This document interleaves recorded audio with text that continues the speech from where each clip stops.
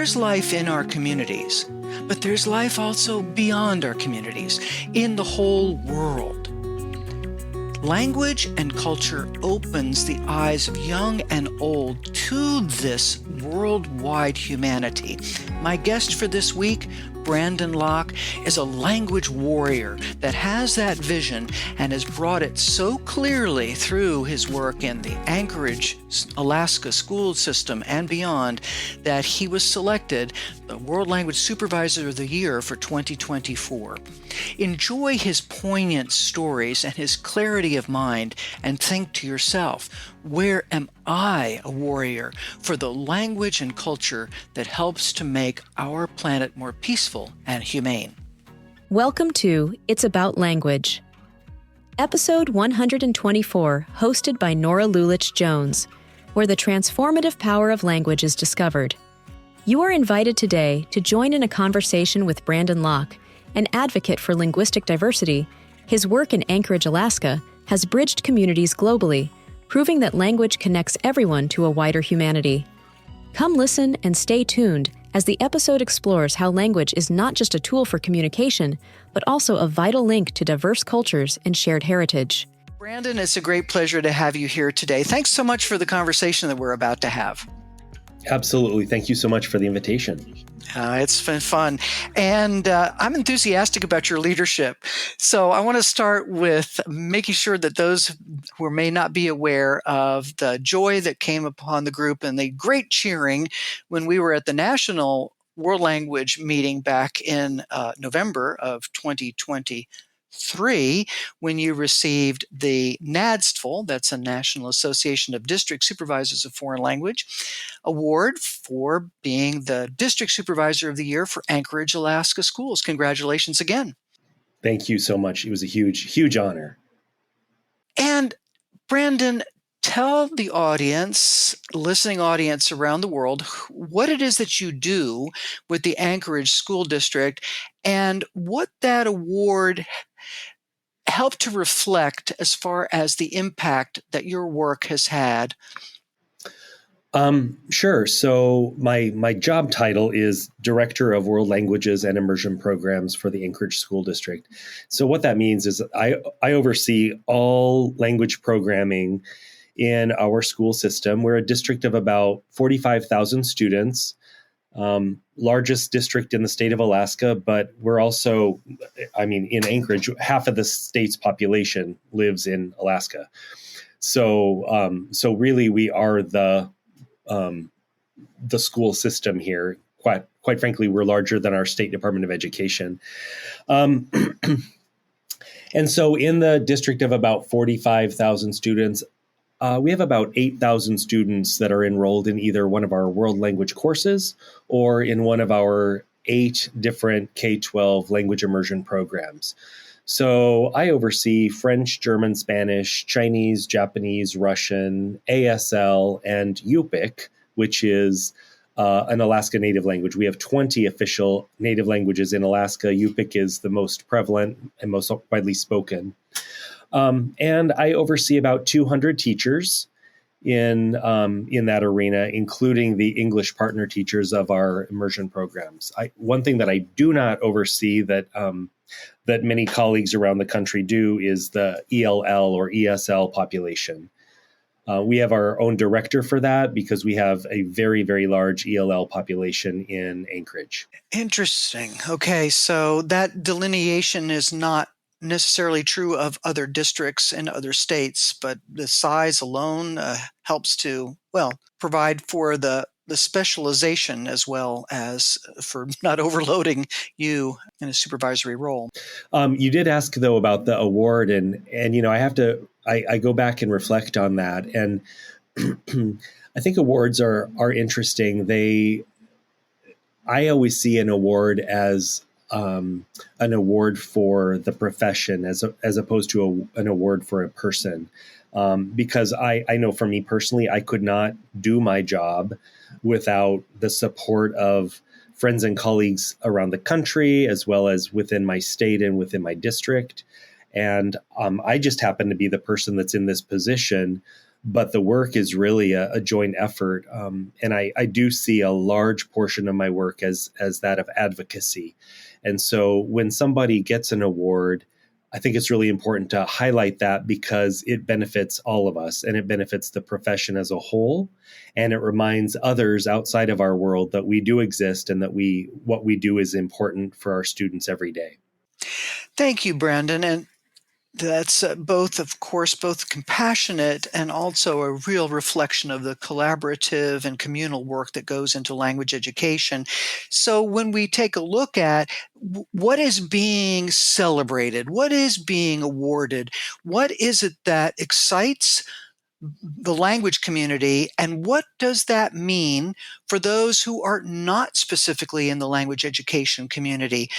Many of my listeners are those that are interested in language, but not necessarily part of the language education community. So both within and without, what impact is it that's happening that is so celebrated here? Wow, that is the $1,000,000 question, I think. For people around the world outside of the United States, we don't have an official language in the U.S., even though English is definitely the most prevalent. That said, we have 50 states with 50 different educational systems. And within those educational systems at the state level, it goes down to the district level, which is all about community needs and beliefs. And politics set aside, the challenge in this country is that we have a very ethnically and linguistically diverse country as a whole, but yet English is still the most prevalent language. And people that are in the world language or foreign language profession, I feel, spend a huge part of their career doing that advocacy and outreach, showing or trying to show and tell the importance of being bi or multilingual, because it's not just about the United States, it's about the world that we live in. And I mean, you know very well that people around the world grow up speaking 2, 3, 4 different languages or studying those languages because it's just an expectation in their home country. And in the United States, that's not the case. And so what I think about is, before I was in my current position, I was an elementary principal for a while, but before that I was a French teacher. And I think back to my own students and trying to help open their eyes to the world. And I know that that's what my friends and colleagues around the country do, because it's not about right here, right now in my community, but right here, right now in my community is where we are preparing these young minds to go off and explore the world and do great things, hopefully for the bigger community and not just for their own city or town. Not that there's anything wrong with that, but that's at that point, it becomes a choice. It does indeed. So when we take a look at Anchorage, when we take a look at the commitments that you have and that you yourself celebrate and have been celebrated, what is the message that the students say that this is about my community, but also almost in an advocacy direction from their point of view as well? This is the reason why being multilingual, multicultural makes a difference in the world as well as my community. What's their message? How do they spread it? I think it might sound cliche, but I think that using those individual personal stories about unique experiences and the impact that exposure to languages has had on people, I think is really huge. Me personally, I started learning French in middle school, and it was just truly by chance that I did. But my very first French teacher really changed my trajectory in life. And I went through high school and college knowing that I wanted to be a French teacher. That said, there are many other professions in the world that you can do if you speak French or any other language. So it's not about being a language teacher. Definitely, we need language teachers to teach language, of course. I don't want to minimize that. But I do think that we need to realize that our students, not everyone in our classes wants to be a French teacher or a Spanish teacher. But they can go off and they can do great things in an area that they're passionate about. and that additional language just doubles their opportunities. I'll give you one quick example, and this really is a true story. This goes back to when I was teaching early in my career.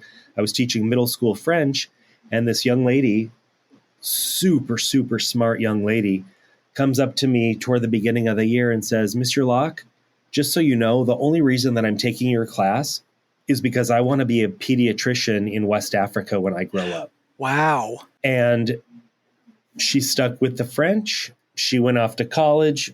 She went off to medical school. She came back to visit her parents. She paid me a visit and she said, "Do you remember me?" I said, "Absolutely." She said, "Do you remember what I told you?" I said, "Yes, I do." And she said, "Well, I'm doing it. I'm a pediatrician in West Africa." Wow. Wow. Yeah. That's just one story, but it's something like that I think just really just multiplies. And, that's one young lady's story. But think about how many of those stories are out there from different languages, different communities, and now different parts of the world. Absolutely right. So what has happened in Anchorage? You have a multiplicity of languages that you listed at the beginning. You have these kinds of stories and support. What has happened in Anchorage that you have gotten this support? And what happens because of your national experience? What happens in the United States and other areas that keeps that support from happening, do you think? What do you know? What do you conjecture? However you wish to take this. Well, I have to give you a super brief history and geography lesson. So Alaska's the 49th state, Hawaii's the 50th. But when people come to visit Anchorage, they're often a little confused by the layout of the city. And that's because there was really no official city planning. Our city is very new, actually. It was established in 1913. So really not that old. And we had sort of three large booms. The first one was gold and the gold rush. The second was World War II and the building of the Alaska Railroad. And that all came about because of Alaska's physical strategic location on the planet, because we're very polar and we're very, very centrally located between Europe and Asia, if you consider the pole, the North Pole. And then the third one in the 70s and early 80s was the discovery of oil. And so our community has been very transient over the last 100 years, with a lot of people from the military coming and going, a lot of people from the oil industry coming and going. And then before the collapse of the Soviet Union, our city had a massive international airport, and we were called the crossroads of the world, because we really were the stopping point for refueling for flights to Asia and to Europe. And so I think back to the beginning of our Japanese immersion program in 1989. The school where it's located is very close to the airport. And Japan Airlines had a hub here, and we had a lot of pilots based here. And their wives were not legally allowed to work, and yet they had families. And so these Japanese families would go to school, and they went to the closest school. And so my predecessor had this vision of, wow, let's develop an immersion program so that we can provide English support for these Japanese families, but also provide Japanese instruction for English speakers. And that, like I said, began in 1989. So that's the history and geography. But the other piece is our school district does have a very long history of providing student choice and parent choice. And so our community is always looking for new programs, something different. And with the beginning of that Japanese program in 89, our programs have just taken off in popularity. And now they live off of their own, reputations and what have you. And so I do think that history and that longevity of programs helps to maintain and then start new ones. And I think that's what makes it very different. And, we physically are attached to North America, but we're a very isolated state. And yes, we know we're part of the United States, but things are just different here. And so I think that just kind of goes hand in hand with providing different opportunities for education for our students. What a fascinating story. And I plan to go both historical and future, but I'm going to go ahead and start with the history. Your description, putting it in a geographical setting like you did, reminds me so much of the historical, and by historical, I'm talking about ancient world and Middle Ages, and where people took multilingualism for granted as part of the experience of economic interchange, be it people were traveling on their own volition or they were forced to travel in various places, and they one way or another had to learn at least the basics of other languages in order to be able to accomplish their economic well-being and to stay alive. It reminds me so much of that. There's that sense of immediate applicability. I'm looking for your response to what I'm about to lay in front of you, Brandon, as far as whether this is being seen correctly or how you might best say it. The contiguous 48, there's often seems like such a sense of we're really not part of other countries are not around us. We're not like Europe where you can turn on the TV and hear all of these languages. We're fine with having English as the major language, and we don't really need to move in that direction because we don't have the urgency that I just described from a historical point of view, or that you just described from an Anchorage and Alaska point of view. Help me here and help our listeners here. Is it a sense that Alaska and Anchorage have something to say to the lower 48 and to others who do not necessarily consider the urgency of languages because they're doing just fine economically on their own or culturally? Yeah, I think the physical isolation is one area, or speaks to that. One thing that I didn't mention when I mentioned the military and the oil industry, we also fishing is a huge industry here, and by fishing I mean like seafood and shipping seafood worldwide, and also tourism. Tourism is huge here, and so it is very common to walk around Anchorage and hear multiple languages being spoken, and the languages that are spoken sort of have changed over the decades. I remember being a young kid and walking down in downtown Anchorage and hearing French and German and Norwegian and Japanese, and that was the flight crews that were here on their layovers.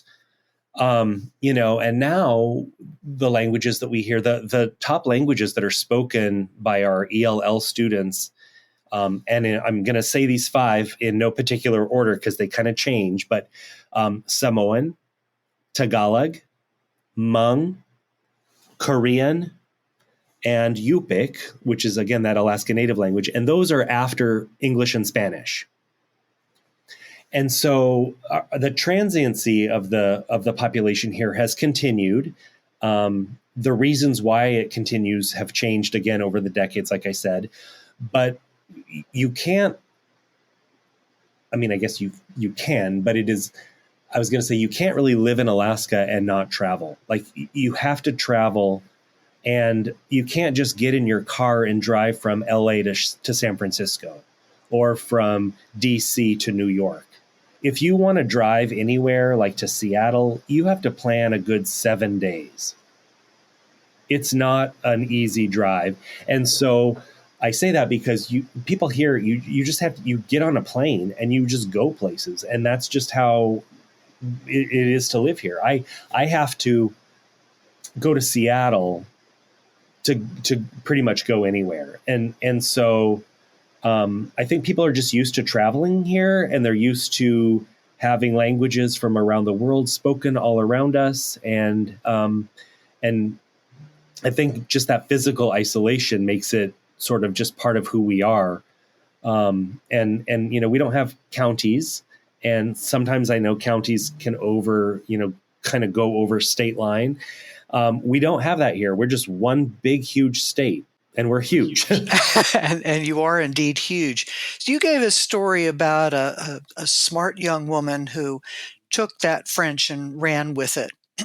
What are some other ways in which the experiences of this interaction, these expectations of Anchorage and Alaskans, what stories can help inform the advocacy that you referred to at the beginning so that others may be aware of the importance of the attitude and the opportunities that these cultivate?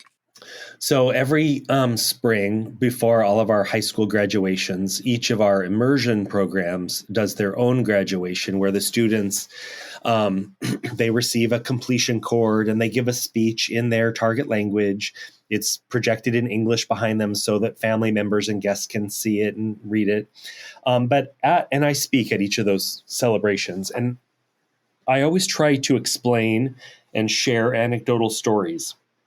Hopefully motivational and helping kids sort of see the superpower that they really do have in their language skills. So I'll give you 3 super quick examples. All right. Example number 1, young lady who's the daughter of one of my colleagues went through Spanish immersion, graduated high school with her Spanish immersion background, also started learning German while she was in high school, continued her Spanish studies in college as well as computer science. And when she graduated from college, she got a job with Facebook Europe and relocated to Europe and was making, more money than me as a 23, 24-year-old and speaking multiple languages. And she became the manager of Facebook Europe while being over there. Another one is a graduate of our Japanese immersion program, went abroad, studied, continued her Japanese studies, applied for an FBI position. And her story is that her application surpassed 30 others for the same exact job because of her language abilities. And so she was stationed in Tokyo and in Seoul and in Copenhagen. And now she's back in Anchorage and raising her own children who go to the Japanese immersion program. And then one last one, and this is sort of a newer one, but we have a very large joint Air Force Army military base here in Anchorage called JBEAR. And unbeknownst to me, we have a National Security Agency office here. And right before COVID hit, they reached out to me and wanted to talk to me because we're one of the few places in the country that has a Russian immersion program. And so now we have developed a strong partnership with them, and we have high school seniors that they apply and they go through very, very extremely rigorous background checks and security screenings, but they actually work on the base. They receive high school credit, but they work as Russian linguist interns. They get paid for their position there. And through this partnership, if they choose to go to college locally, the NSA will pay for them. And if they choose to go outside of the state, which is very common for Alaskan students, they can come back in the summer months and work and then also maintain their employment full time once they earn their bachelor's degree. So those are just a couple examples of our graduates using their language skills in real life situations and then sort of paying it forward to like the FBI agent. Now her children are in the program, and what's in store for them in the future. Yeah. I just had a visual of windows and doors flying open, all of these opportunities coming about. It's astonishing what the language, especially the immersive program, can do. I do have a story of a non-immersion student, another former student of mine in French. And she was always a really, really good student, very, very conscientious of her French in my class. But her real passion was performing arts, dance, theater, music. And she graduated from high school, went off to college, double majored in, I think, theater and French, ended up working for Disney and performed on Disney cruises as one of many different princesses, like, Jasmine from Aladdin, for example. But those cruise ships are full of people from around the world. And so she found herself behind the scenes teaching her new friends, English or French and so she's picked up multiple languages over the years as well. And she met me for coffee a few years ago, and she said, I can't be a princess all my life. I'm going to outgrow this role, but I have learned that I really like teaching language. And she's now interested in becoming a French teacher because of what that experience has meant for her. The surprises continue, right, Brandon? And you spoke there about a student that took language in a more, we would say, I guess, a traditional way, starting in, say, middle school.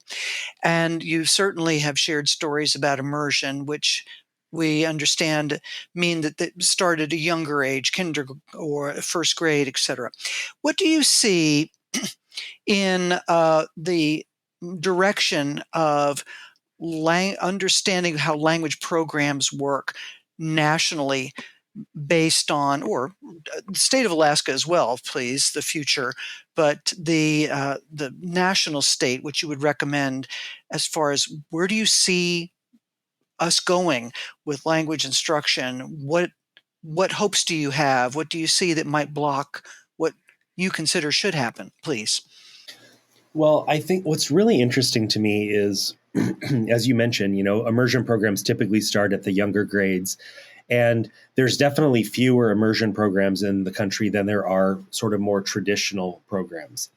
However, I think that immersion programs tend to be cultivated and taken care of much more and in a better way, because I think that they're seen as this sort of unique opportunity.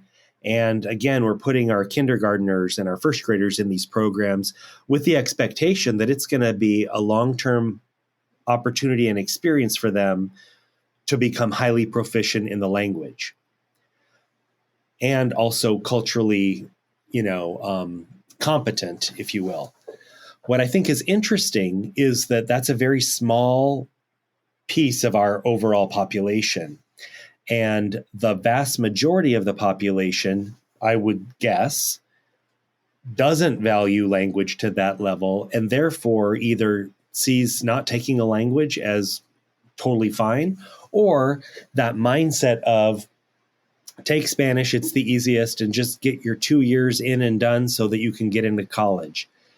And that's the part that I think is really frustrating, because we in Anchorage, we do not have a language requirement, but for graduation.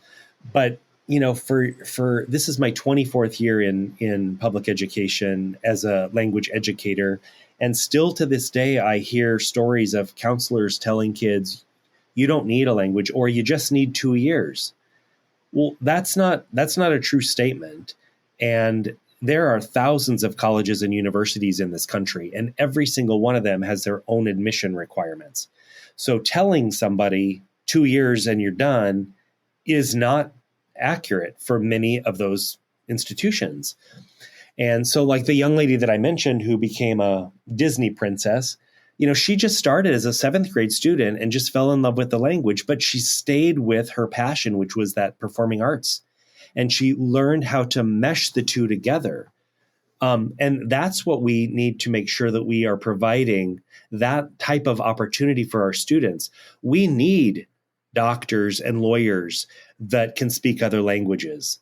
My office gets calls all the time from the community for these unique needs. We need a French interpreter in the court system. Do you have anyone that you can recommend? And, one of these days I'm going to keep a log of all of the different requests that I get, but it just tells me, like, yes, we need people in this country that speak multiple languages, and we need to value those, and we need to support our younger generation in getting to that level. The image I have there is of what kind of toolkit do we allow our children to carry? Do we only allow them to have a hammer, or are we going to expect that they might have need of other tools in that toolkit in order to be able to really take care of building and repairing what needs to be done, and why we would limit them to a little kid's hammer? I think it goes. I'm a history buff, and I see things in cycles, and I know that the parents of our young children today, it was their grandparents or great grandparents that were part of that group of initial immigrants to this country that came over from Germany and Scandinavian countries and Ireland, and they were forced to assimilate quickly and to forget their language as quickly as possible so that they could become quote unquote American.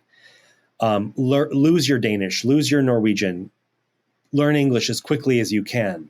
And that's what they did. And that changed the trajectory of their family history. And it just became, it was just an expectation, and it was allowed at that point. Similarly, our native populations, our American Indian, Alaska Native Hawaiians, they were here first, but they were also forced to assimilate and to forget their languages and their cultures. And, fast forward to the 20th century and now even more recent, the immigrants that have moved to this country, or that are not even immigrants anymore, they're second or third generation immigrants, and the wealth of and richness of the language and culture that is here today, our country would not be the same without that. And that's what we need to give our students. It's not about what language you quote unquote choose or have in your back pocket. We know that if you are bilingual, that the ability and the chances of you picking up a third or a fourth language are that much easier. So, you could be a Danish American, live here and speak English and Danish, but also pick up German pretty quickly because of your Danish background. It's just, I hate to sound so cliche and so like, oh, everything is happy and go lucky. But the reality is our language experiences are really our foundation for the future of really our livelihoods, of where we live, how we raise our families, and where we live, quite frankly, all around the world. And I think even COVID has provided that entry, or that entree into globalization through technology. So even though travel might not be as needed as it was before, the communication is still there, and the communication need is still there. And will continue to be there. In particular, such a good catch, the technological connections around the world, globalization in that way. You mentioned, Brandon, the very difficult story that is being now, we hope, reversed, namely the indigenous languages of this continent.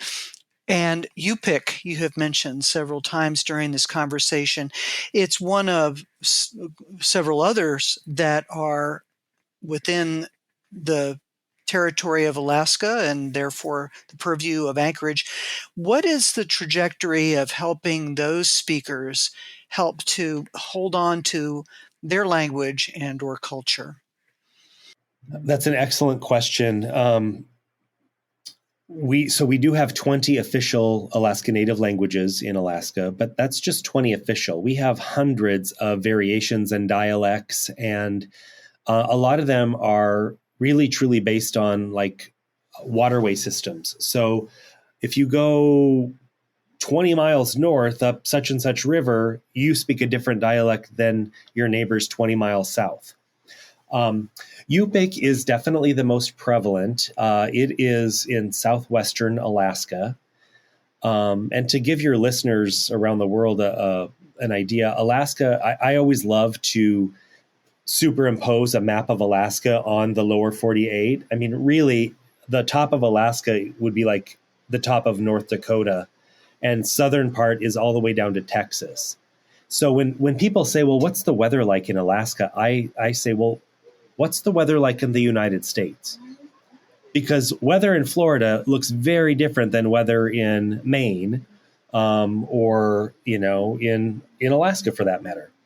And I say all of that because our native population is still alive and very, very prevalent in Alaska, but we have dying languages all the time. And so one of the programs that I'm the most proud of in my tenure in this position was starting a Yupik immersion program in Anchorage School District. We did it we started it, I should say, with initial grant funding from the federal government. But really, it's designed to revitalize and to develop a new generation of speakers of the language. So, again, a brief history lesson.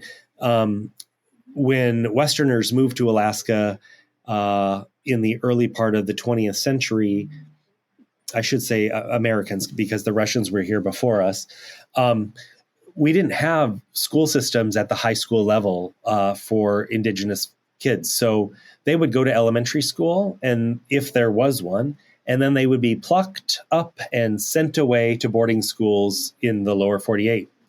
And they were a fish out of water there because they were forced to assimilate and lose their language and learn English and lose their culture. And then many of them came back, and they were a fish out of water back in Alaska because they were no longer native and they no longer understood the culture. And so we're trying to resurrect that, or I should say reverse that, and provide the opportunity for new learners of that language, so that they can continue. And you have to start somewhere. So we're physically not on Yupik land where we are in Anchorage. We're on Dena'ina land. But there are not nearly as many Dena'ina speakers, nor are there resources available. And so we chose the language that was the most prevalent, the most widely spoken, the most published. And hopefully our program, like I said, you have to start somewhere. Hopefully it can serve as a model for other districts. The thing that makes our program unique is that we're a Yupik, I should say, our Yupik immersion program is an Indigenous revitalization program open to anyone in an urban public school. So we don't have reservations in Alaska, but if we did, we are not the type of program where you have to be a Native American and live on the reservation to attend this school. This is open to anyone. African Americans, Asians, Caucasians, Native students who are Yupik, Native students who are not Yupik, you name it, we have them in our program. That is such an important statement about the importance of language in all people's lives and not reserved for specific groups to just focus on their own. I can see where there's a tremendous pride in that. Do you perceive other programs developing for those who are not as widely spoken or spoken by as many? I do actually.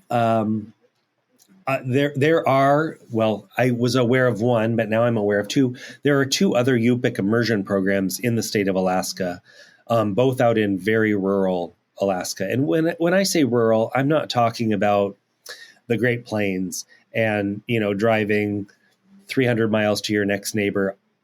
In Alaska, many of our communities are not on road systems. So the only way of getting there is by plane.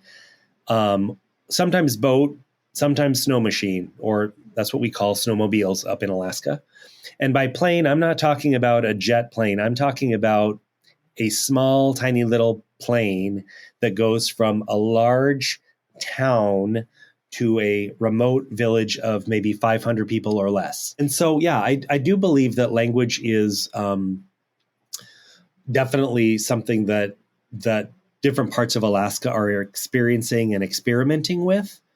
One thing that I always struggle with, and as a Caucasian person, I really struggle with trying to say this in a way that's like, you should do it this way.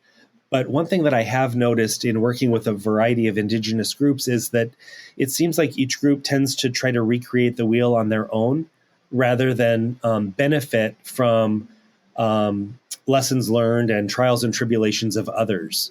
We implemented our program based on our model for our other language programs, but all of our language programs might follow a similar model of 50-50 throughout the day, half day English, half day the language, but every single one of them is culturally unique. And our UPIC program is no exception to that. It's extremely unique.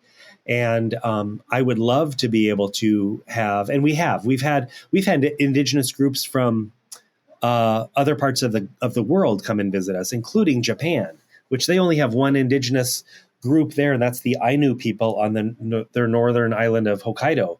They've come to visit our program to see how we do it. Do you have, along with the logistics, the description, do you have stories that they hear from the students, from parents, the communities, where this ability to grow and develop, again, the language has made a difference? Yes and no. Again, a lot of anecdotal conversations over the years.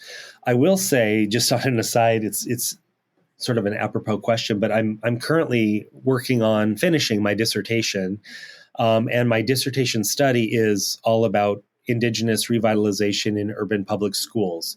And so I have just completed about 30 different interviews with various stakeholders, teachers, administrators, but also members of our language, of our native community, elders, and also parents of students that are in the program, some of whom are non-native. And one of the questions, and it's all about public perceptions, because I'm hoping to develop some sort of a sustainability plan and model for other programs. But one of the questions that I found to be the most fascinating is why parents chose to put their children in the program. We've got a couple teachers at the school who are Caucasian, and they just put their child there because they teach there and it was convenient. And the side effect of what they're getting is it's mind-blowing. And some of these people, the people I'm talking about, they're not language educators. They don't know the background of second language acquisition. And so the fact that their children are learning Yupik, they're showing a sense of pride, a sense of community, it's helping them with their self-esteem. And from the parent perspective, take that second language and go off and learn a third or a fourth one. You've got that background now, but you've seen the world through two sets of eyes, your Yupik set and your natural set. And it's like I said, it's mind-blowing to hear the impact of what the program has done. Well, changes hearts, changes lives. I'm looking, when you write, when we exchange emails, I'm looking at the fact that you have what appears to me to be an Indigenous language appendation to your Brandon Locke name. Can you tell us a story about that particular word? Absolutely. And, I debated on whether I would add that to my auto signature or not. And I actually asked permission of the Native woman who gave me that name. And she said that she would be honored if I did. But the story, so the name is Keakuk. And it's not just my little nickname that I created because I thought it would be cool. I was actually when our program was first starting, I brought our team it was actually a Carla Institute in Minneapolis it was called Immersion 101 back then. I don't believe it exists anymore. And I brought our very small team of Yupik teachers, TAs, principal to this week-long workshop. And it was in a big, huge ballroom full of different languages, French, German, Spanish, from around the country. Ironically, there was also a group from Bethel, Alaska, there. That's where one of the other UPIC programs is from. And we were wrapping up for the day. And again, imagine yourself in a large ballroom full of all these round tables kind of shoved together. And as we were wrapping up, my teacher, the teacher I'm referring to, was standing next to me, but the woman from Bethel, who was considerably older and considered an elder, started doing something. And at first I thought, your listeners don't know that I don't have any hair. I've got a shaved head. But the teacher next to me put a little cup of water on my head and started rubbing it around. And at first I thought, well, they're teasing me because I don't have any hair. And then she whispers to me, "This is serious. Listen." And the elder across the table from me was saying something in Yupik to me. And everyone around me at the table, and there were several other Caucasian people, but mostly Yupik people, were looking with complete seriousness. And then it was done. And my teacher, who ended up, she was our first kindergarten teacher in the program, she told me that I just went through a naming ceremony and that I was given a Yupik name. And the name she gave, she's the one, the elder performed the ceremony, but she's the one that assigned the name. And the name is Keokuk, named after her grandfather. And he was considered this is her story. He was considered a language warrior for his village. And she said, "You're our language warrior for our language in our city." And it brought me to tears. And in Yupik culture, the way that it works is when somebody is born and given a name, they are given a name, and he passed away the year I was born. So she had asked me these questions earlier, like, what year were you born, blah, blah, blah. And that's where it comes from, is when a child is born, they are named after somebody who passed that same year as a way of sort of having that sort of legacy live on. And many of our students in the program, some of them are given Yupik names when they're born, they're native names, but we have a lot of non-natives, as I mentioned. And so they do a naming ceremony every year, but they ask permission of the families. Would you like your child to receive a Yupik name? And then they're very methodical about their traits and their characteristics and their personality to assign the correct name to each student. And some of the non-native teachers in the building have also been gifted Yupik names. It's a very, after it happened to me, I did some research on the whole naming ceremony, and it's a big deal. And so when I put it on my auto signature as a draft, and I texted her a picture of it, and I said, "Is this presumptuous or inappropriate if I put this here?" And she said, "Absolutely not, Keokuk. You should be proud of that name." Oh, you have brought me to tears on that story. How moving and how powerful. And the fact that this is not only a wonderful experience of your own, but also that which these students whose eyes are being opened can have experienced as well, and your community as a whole.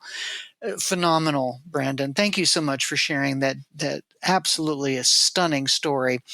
Well, as we wrap up, what is it that you want to make sure that the listeners hear from you, or that you reiterate, however you wish to take that, so that they leave knowing what you want them to have heard clearly? Yeah, so I think the context is everything. And since you mentioned that you have listeners from around the world, I know that many, many different countries have lots of different languages, and their context is very different. Growing up learning two or three, or I should say not learning, but learning and speaking 2 or 3 languages is pretty common. Some countries have a lot less immigration than others. And so it's a very, like I'm thinking of Japan, for example, there's not a lot of people that are not Japanese that move to Japan. But I guess what I want your international community to take away is that language is everywhere, and we have to put it into context. We have to make it right for our own community and make it meaningful for our own community, but always keep that larger picture out there. So what we're doing here in Anchorage, Alaska, yes, it's for our Anchorage students, but it's really ideally for them to be able to take with them wherever they go in life. And for those of your listeners from the United States, if you're listening to this, obviously you have some sort of a passion for languages. And I just want you to keep fighting the good fight for showing the need for the importance of language learning, not just for language learning, for what it actually provides the person as a whole, and the skills that it provides for them for their future.